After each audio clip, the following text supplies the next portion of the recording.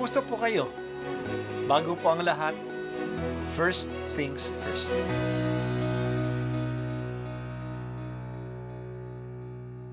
Good morning po. Sinisimulan po natin ngayon ang first things first.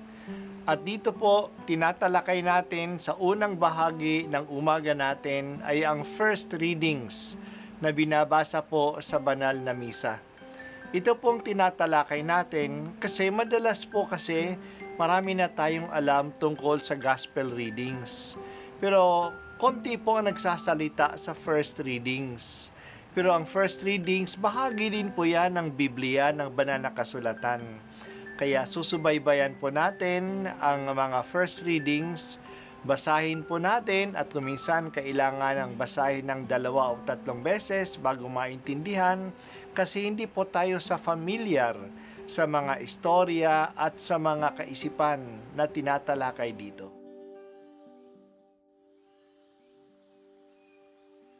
Ang pagbasa mula sa aklat ni Propeta Jeremias.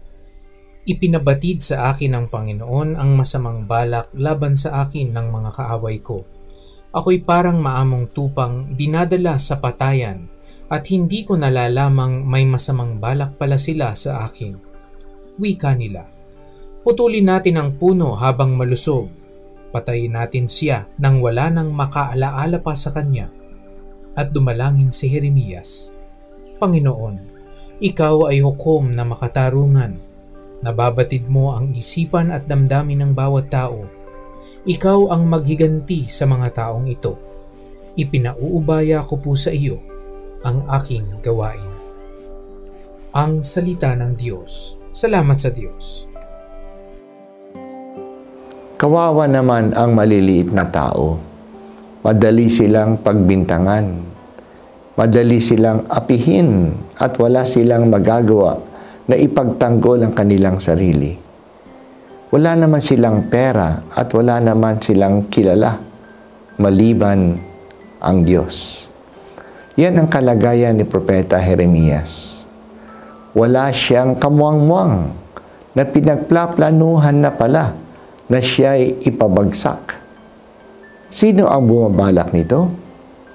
Ang mga leaders ng kanyang bayan, ang mga prinsipe, ang mga punong saserdote, at ang mga propeta, at ang mga hari. Gusto siyang ipabagsak kasi ayaw ng mga leaders ang message niya na ang pagsalakay ng mga Babylonian sa kanila sa Jerusalem ay parusa ng Diyos sa kanilang pagsuway sa Diyos. Hindi nila mapipigilan ang parusang ito kung hindi sila titigil at sa paggawa ng kasamaan. Yan ang sabi ni Propeta Jeremias. At ayaw nila itong tanggapin. Ayaw nilang tanggapin na masama ang kanilang ginagawa. Kaya gusto nilang iligpit si Jeremias upang tumahimik na. Wala nang matatakbuhan si Jeremias kundi ang Diyos. Naniniwala siya na alam ng Diyos ang nasa puso ng bawat tao. Alam niya kung sino ang nasa tama at kung sino ang mali. Malakas ang tiwala niya na malinis ang kanyang konsyensya, na ang mensahe niya ay talagang galing sa Diyos. Kaya tumatawag siya sa Diyos na ipagtanggol siya. Ipinaubaya na niya sa Diyos ang kanyang sarili. Diyos na ang gaganti. Ang kalagayan ni Jeremias ay siya ring kalagayan ni Jesus at ng maraming mga taong inaapi dahil sa kanilang mabubuting ginagawa. Tulad ng sinabi ni San Juan sa kanyang ebanghelyo, dumating na ang liwanag, ngunit ang mga taong nasa kadiliman ay ayaw sa liwanag at pinapapatay ang liwanag upang hindi makita ang kanilang masasamang ginagawa. Si Jesus din, ipinaubaya niya ang kanyang espiritu sa Diyos. Alam ng Diyos ang lahat at naiisip niya, nasisilip niya ang puso ng bawat tao. Mahalaga talaga na matatag ang ating tiwala na ang Diyos ay makatwiran. Matuwid siya at tinutuwid niya ang lahat. Hindi siya nagpapabaya na parusahan ang masasama at iligtas ang matutuwid.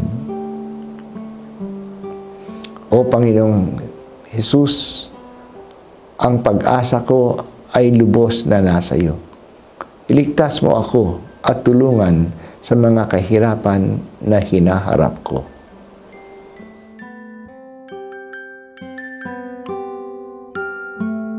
At ako po ay si Bishop Broderick Pabilio dito sa First Things First.